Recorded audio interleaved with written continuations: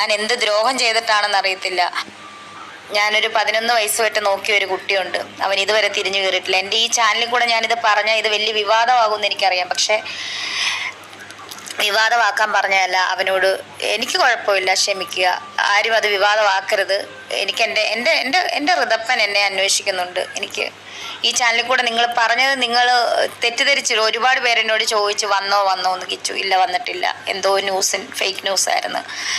എന്തുവാകട്ടെ, കിടക്കുമ്പോഴത്തേനൊന്ന് വന്ന് കാണാൻ ആർക്കാണേലും എത്രയോ പേര് എന്നെ സ്നേഹിക്കുന്നു. എത്രയോ പേര് എവിടെ നിന്നൊക്കെ വന്ന്. പിന്നെ എനിക്ക് ഈ ഇൻഫെക്ഷൻ പറ്റാത്തതുകൊണ്ട് മാസ്ക് ഒക്കെ വെച്ചിട്ടാണ് എൻ്റെ റൂമിൽ വാതുക്കെ നിൽക്കുന്നത്. Welcome back to my video. രേണുസുതി ഇന്നലെ കിച്ചുവിനെ പറ്റി പറഞ്ഞൊരു കാര്യത്തെപ്പറ്റി പല വ്ളോഗേഴ്സും വീഡിയോ ഇട്ട് കണ്ടു. പേഴ്സണലി രേണുസുതിയുടെ പല ആക്ഷൻസും എനിക്ക് ഇഷ്ടമുണ്ടായിട്ടില്ല, പക്ഷേ കുറ്റം പറഞ്ഞിട്ടില്ല. ഞാൻ കാണാതിരിക്കാൻ ശ്രമിച്ചു അവരുടെ വീഡിയോകൾ. അതാണ് ഞാൻ ചെയ്തിട്ടുള്ളത്. പക്ഷേ അവർക്ക് അസുഖമായപ്പോൾ തൊട്ട് ഞാൻ ഇൻറ്റൻഷനലി വീഡിയോ കാണാറില്ല, പക്ഷേ വരുന്ന വീഡിയോസൊക്കെ സജഷൻസിൽ വരുന്നതൊക്കെ ഞാൻ കാണാറുണ്ട്. ഞാൻ 11 വയസ്സ് തൊട്ട് വളർത്തിയ മകൻ എന്നെ കാണാൻ വന്നില്ല. കിച്ചുവിനെ പറ്റിയാ. കിച്ചുവിൻ്റെ പേഴ്സണൽ നമ്പർ എൻ്റെ കയ്യിലുണ്ട്. ഞാൻ പക്ഷേ ഇതുവരെ വിളിച്ചിട്ടില്ല കിച്ചുവിനെ.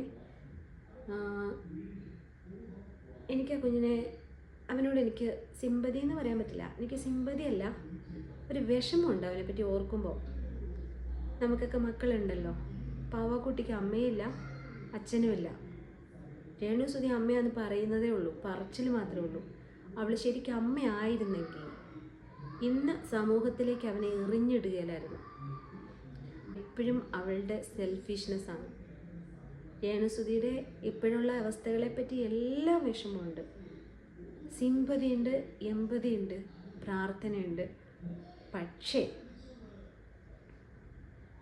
ഇന്ന് രേണുസുതി ചെയ്തത്, ഇതുവരെ സബ്സ്ക്രിപ്ഷനിൽ ചെയ്ത കാര്യങ്ങളോ അതൊന്നും ഞാൻ അവിടെയും പറഞ്ഞിട്ടില്ല, ഞാൻ അവരോട് വിമർശിച്ചിട്ടില്ല, ഞാൻ കണ്ടിട്ടില്ല, എനിക്ക് കാണാൻ ഇഷ്ടമല്ലായിരുന്നില്ല. പക്ഷെ ഇന്ന് കിച്ചുവിനെ പറ്റി പറഞ്ഞ കാര്യം, രേണുസുതിക്ക് അത് ഒഴിവാക്കാമായിരുന്നല്ലോ. കിച്ചുവിനെ പറ്റി ഒന്നും മിണ്ടാതിരിക്കാമായിരുന്നല്ലോ. മറ്റുള്ളവർ വിലയിരുത്തി വിമർശിക്കുകയും ചെയ്തോളുമായിരുന്നു. Let them do that. അതായിരുന്നു നിങ്ങൾ ചെയ്യേണ്ടിയിരുന്നത്. അപ്പം നിങ്ങൾക്ക് കുറച്ചും കൂടെ സ്വീകാര്യതയും നിങ്ങളോട് കുറച്ചും കൂടെ സ്നേഹവും മറ്റുള്ളവർക്ക് തോന്നുമായിരുന്നു. പക്ഷെ നിങ്ങളെന്ത് ചെയ്തു? നിങ്ങൾ ആ കൊച്ചിനെ ഇപ്പം ഇത്ര പെട്ടെന്ന് വന്നങ്ങ് വിമർശിച്ചു. എന്തേ നിങ്ങൾ അവൻ്റെ ഭാഗം ചിന്തിക്കാത്ത? ഋതപ്പന് നിങ്ങളെപ്പറ്റി ഒന്നിനെ പറ്റി അറിയില്ല, പക്ഷെ അവൻ വലിയ കുട്ടിയാണ്. അവൻ്റെ അമ്മ കാട്ടിക്കൂട്ടിയതെല്ലാം അവൻ കണ്ടതാ. അവൻ്റെ അച്ഛൻ്റെ പേര് പറഞ്ഞുകൊണ്ട് ചെയ്തത് കണ്ടതാ. ഈ സുധിച്ചേട്ടൻ എന്ന് പറഞ്ഞ ആളെ എനിക്ക് ഭയങ്കര ഇഷ്ടമായിരുന്നു. ഞാൻ അങ്ങേരുടെ ഒരു ഫാനായിരുന്നു, എനിക്കിഷ്ടമായിരുന്നു. കോമഡി സ്റ്റാർസ്, അതുപോലെ അങ്ങനെ കുറേ പ്രോഗ്രാംസൊക്കെ കണ്ട് പുള്ളിനെ എനിക്ക് പേഴ്സണലി ഒരാളോട് ഒരാളുടെ പെർഫോമൻസ് ഇഷ്ടം തോന്നുമല്ലോ, അങ്ങനത്തെ ഒരു ഇഷ്ടം ഉള്ള ആളായിരുന്നു കേട്ടോ.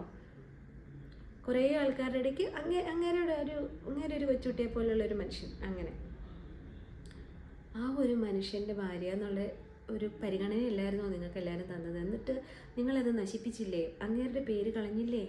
നിങ്ങളുടെ മക്കളുടെ പേര് കളഞ്ഞില്ലേ? അതൊക്കെ പോട്ടെ, നിങ്ങൾക്ക് ക്യാൻസർ വന്നപ്പോൾ എല്ലാവരും നിങ്ങളെ സപ്പോർട്ട് ചെയ്തില്ലേ?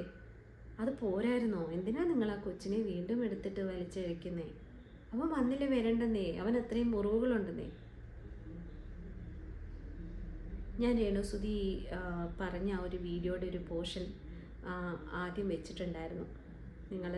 നിങ്ങൾക്ക് എന്താ തോന്നുന്നതെന്നൊന്ന് കമൻറ്റ് ചെയ്യും. എൻ്റെ ഈ വീഡിയോ എത്ര പേരെ കാണുന്നതെന്ന് വെച്ചാലും കുഴപ്പമില്ല, അവരൊന്ന് ഇതൊന്ന് കമൻറ്റ് ചെയ്യണേ.